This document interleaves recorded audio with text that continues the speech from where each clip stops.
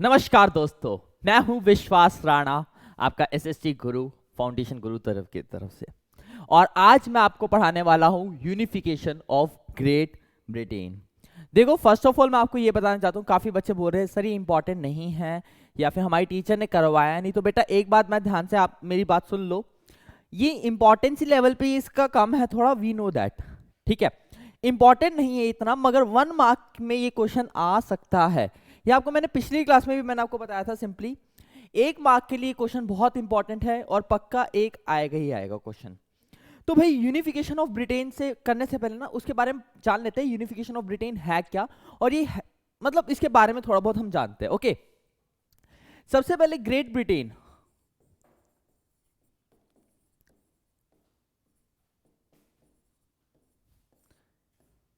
Great Britain जो बनता है, पहले की टाइम पीरियड की बात बता रहा हूं, अभी को नहीं बता रहा।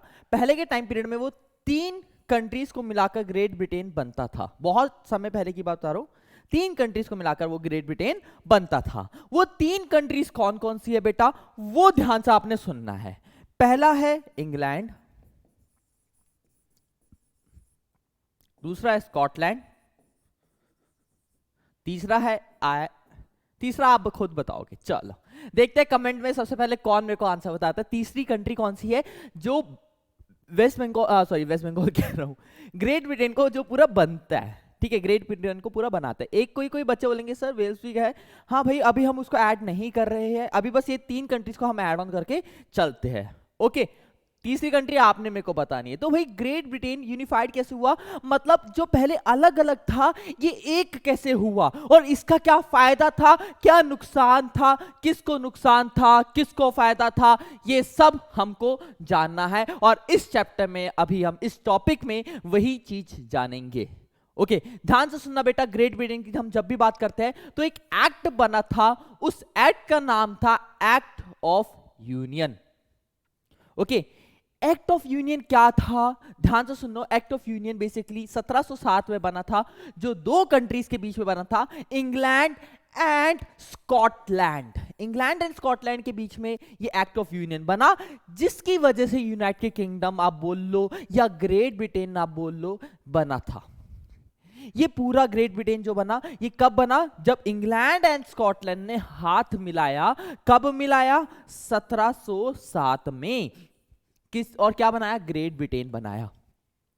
अब क्वेश्चन अगर आता है, आपसे पूछा जाता है क्वेश्चन, काफी टाइम ये क्वेश्चन, हेलो, ओके, तो काफी टाइम आपसे ये क्वेश्चन पूछा जाता है कि चलो बताओ ग्रेट ब्रिटेन जो बना था वो 2 कंट्रीज कौन कौन सी कंट्रीज को बनकर बन था 1707 में। तो आपने क्या बोलना है, 1707 में great Britain England and Scotland को लेकर बना था, बस। ओके, अब क्या हुआ, इसमें क्या था, जो पार्लियामेंट थी ना ब्रिटेन की, जो पार्लियामेंट थी ना ब्रिटिश पार्लियामेंट, उसमें क्या था, इंग्लैंड जो था वो डोमिनेट कर रहा था स्कॉटलैंड के ऊपर। दोनों ने हाथ तो मिला लिया, मगर इनकी आदत है डोमिनेट करने की, ये डोमिनेट करने लगे स्कॉटलैंड के लोगों को।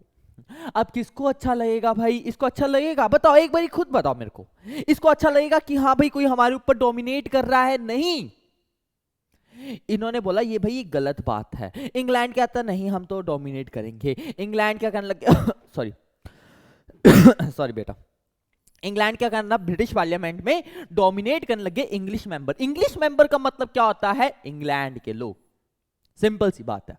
और क्या करने लगे, वो जो ब्रिटिश की आइडेंटिटी थी उनको बढ़ाने लगे कि भाई हमारी आइडेंटिटी बहुत बड़ी है और तुम्हारा जो कल्चर है वो बेकार है, तुम्हारे जो पॉलिटिकल इंस्टीट्यूशंस हैं वो बेकार है, हम बढ़िया है। ब्रिटिश पार्लियामेंट को कौन चला रहा है, हम, ठीक है, कौन, इंग्लैंड। उनके पॉलिटिकल इंस्टीट्यूशन को उन्होंने धिक्कारा, उनके कल्चर को उन्होंने धिक्कारा। किन्होंने, इंग्लैंड ने। किसको, स्कॉटलैंड को, उसको सप्रेस करने लग गए, बस। अब बात क्या थी, ब्रिटिशर्स में क्या हुआ, उनको चलो सप्रेस करने लगे, मैंने आपको बता दिया। तो जो स्कॉटिश के लोग थे ना, उन्होंने ये आजादी मांगी, कहते हैं हमको अगर ऐसे ही काम चलता रहा तो हम इनके साथ नहीं रहना चाहते, हम अलग से ही खुश थे। सिंपल सी बात है भाई। स्कॉटिश मतलब स्कॉटलैंड के लोग ने बोला कि भाई अगर ऐसी बात थी तो हम अलग ही रहते हैं, हमको अपनी गैलिक लैंग्वेज से बहुत प्यार है, हमको अपने नेशनल ड्रेस से बहुत प्यार है, हम नहीं चाहते इनसे करना, नहीं हम अलग ही ठीक है भाई, इससे अच्छा बढ़िया। भाई दूसरा बंदा मेरे ऊपर डोमिनेट करे मैं कैसे सहन कर लूं? ओके। और काफी सारे उस टाइम पीरियड में लोगों को क्या किया, उधर के लोगों को निकाल दिया गया था। वो कहते नहीं भाई तुम जाओ, इधर से जाओ, दिक्कत देने लग गया था। अब सेम सिचुएशन होती है आयरलैंड के साथ। देखो आयरलैंड को जानने से पहले ना आपको एक बात पता होनी चाहिए, आयरलैंड में ना दो टाइप के लोग रहते हैं। आयरलैंड में दो टाइप के लोग रहते हैं, एक रहते हैं कैथोलिक्स, एक रहते हैं Protestants. Okay, Catholics and Protestants कहां पर? आयरलैंड की बात करो। आयरलैंड के साथ भी सेम सिचुएशन था, सेम फेथ था जैसा स्कॉटलैंड के साथ था। कंट्री दो डिवाइडेड में बटी हुई थी, कैथोलिक्स में एंड प्रोटेस्टेंट्स में बटी हुई थी। इंग्लिश के लोगों ने क्या किया, प्रोटेस्टेंट्स जो थे ना, आयरलैंड के जो प्रोटेस्टेंट्स थे उनको बोला कि भाई तुम हमारे ऊपर आ जाओ और हम क्या करते हैं, कैथोलिक्स के ऊपर डोमिनेट करते हैं। तो अब ये अच्छा लगा तो कैथोलिक्स ने रिवोल्ट किया। भाई सुनो मेरी बात, ध्यान से सुनना, ये ना सिचुएशन तो ध्यान से एक बार सुनो। आयरलैंड में क्या है, कैथोलिक्स एंड प्रोटेस्टेंट्स है। इंग्लैंड में कौन है, प्रोटेस्टेंट्स है। तो इंग्लैंड के लोगों ने बोला कि भाई हम भी प्रोटेस्टेंट्स तुम भी प्रोटेस्टेंट्स, आओ मिलकर कैथोलिक्स को डोमिनेट करते हैं। इन दोनों में डाल दी दरार, डिवाइड कर दिया, और इन्होंने क्या आगे सिचुएशन चलाई, डिवाइड एंड रूल का सिचुएशन संभाई, जो कि हम सबको बात पता है क्या होता है डिवाइड एंड रूल। यही तो किया उन्होंने क्या किया, आयरलैंड ने को डिवाइड कर दिया, कैथोलिक्स एंड क्या बोलते हैं प्रोटेस्टेंट्स में। प्रोटेस्टेंट्स को उन्होंने अपने साथ में ले लिया, वो कहते हैं नहीं प्रोटेस्टेंट्स हमारे साथ में, प्रोटेस्टेंट्स को अपने साथ में लिया और कहते हैं कैथोलिक्स को हम आगे करेंगे। तो कैथोलिक्स के लोगों ने क्या किया, सिंपल सी बात है, जब उन्होंने अपने साथ कर दिया तो कैथोलिक्स ने रिवोल्ट कर दिया, किसके अगेंस्ट, ब्रिटिश डोमिनेंस के अगेंस्ट। और उस टाइम पीरियड में एक बंदे ने आवाज उठाई जो कि बहुत भारी आवाज थी, जिसका नाम था वोल्फ टोन। वोल्फ टोन कौन है बंदा, ये इरिशमैन है। इसने बोला भाई मैं चाहता हूं आयरलैंड एक यूनाइटेड रहे, आयरलैंड को तोड़ा जा रहा है। इसका कहने का मतलब है ये यूनिफिकेशन ऑफ ब्रिटेन नहीं है, ये कह रहा है ये आयरलैंड को बिखेर रहा है, आयरलैंड को सप्रेस करने की कोशिश कर रहा है। तो उसने डिमांड करी हमको यूनाइटेड आयरिशमैन चाहिए। आयरलैंड को फोर्सफुली, ध्यान से सुनना मेरी बात, फोर्सफुली उन्होंने क्या किया, यूनाइटेड किंगडम में दाखिला दे दिया 1801 में। 1801 में, और 1801 में ही उन्होंने क्या किया, यूनाइटेड किंगडम जो थी वो फॉर्म्ड हो गई। अगर आपसे पूछा जाता है यूनाइटेड किंगडम टोटली कब फॉर्म्ड हुई, तो आपने बोला 1801 में। 1801 से पहले और 1707 मतलब 1707 से 1801 के बीच में पूरे 100 साल, मतलब लगभग 100 साल है, ठीक है। इन 100 सालों में ग्रेट ब्रिटेन में बस दो कंट्रीज हुआ करती थी। वो दो कंट्री कौन कौन सी थी, इंग्लैंड एंड स्कॉटलैंड। फिर 1801 में किसको ऐड कर दिया उन्होंने, आयरलैंड को भी ऐड कर दिया। ऐड करने का मेन रीजन क्या है, पावर बढ़ेंगी, पावर इंक्रीज होगी। इंग्लैंड की जो थी वो पावर को उन्होंने इंक्रीज करने की सोची। अब ब्रिटिश एक न्यू एम्पायर बन गया और उन्होंने एक प्रोपोगंडा आप बोल सकते हो अपने एक चलाया जिससे वो डोमिनेट कर सके इंग्लिश कल्चर को। उन्होंने हर एक चीज बनाई, जैसे ब्रिटिश फ्लैग बनाया, उन्होंने अपना खुद का अलग से ब्रिटिश फ्लैग बनाया जिसको हम यूनियन जैक भी बोलते हैं। अभी यूनियन जैक आपको दिखाऊंगा, ध्यान टेंशन मत लेना, यूनियन जैक कैसे दिखता है बताऊंगा आपको। नेशनल एंथम उन्होंने बनाया, नेशनल एंथम का नाम क्या है, god save our noble king, god save our noble king, our noble king.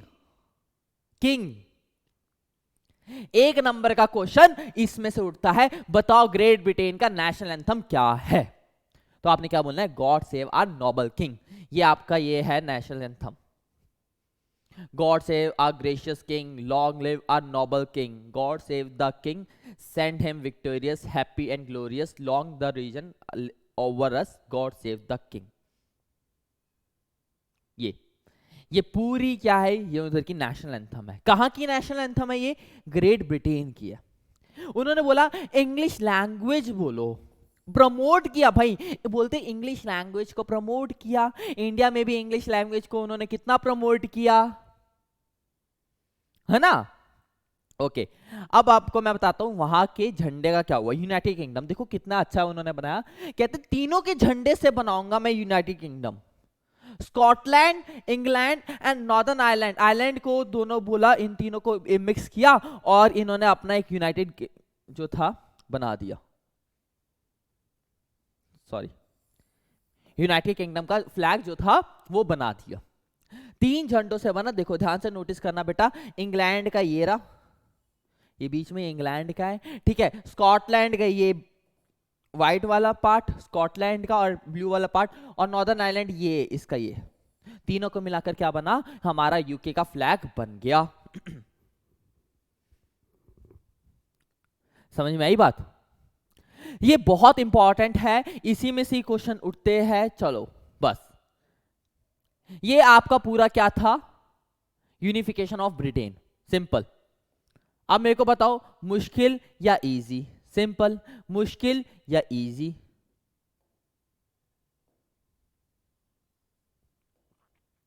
बेटा अगर किसी भी बच्चे को कोई डाउट हो रहा है, आप मेरे व्हाट्सएप ग्रुप में भी ज्वाइन हो सकते हो। ये सारे के सारे नोट्स आपको व्हाट्सएप ग्रुप में ही मिलेंगे।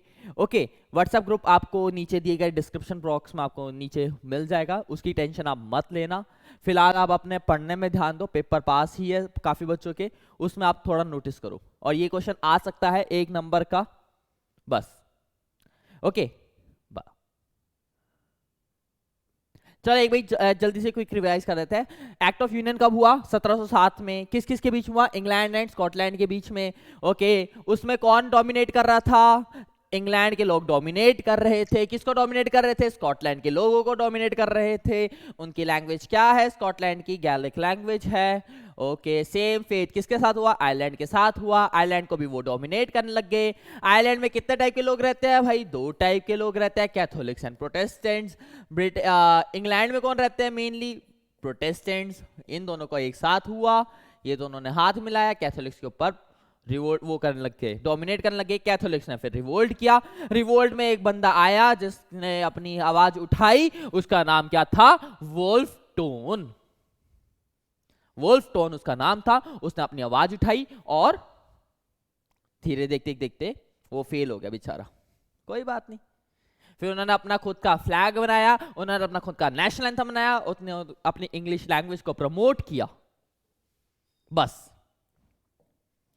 और अपना जो झंडा बनाया था उन्होंने यूनाइटेड किंगडम ने, वो मैंने आपको दिखा दिया है। ये झंडा बहुत इंपॉर्टेंट है, ध्यान से सुनना। कभी कभी फ्लैग ही आपसे पूछ देते हैं। चलो बताओ इसमें से इंग्लैंड का, चलो बताओ इसमें से इंग्लैंड का कौन सा झंडा है? आपको ये 3 ऑप्शन दे देंगे। चलो बताओ इंग्लैंड का कौन सा झंडा है? आप क्या बताओगे?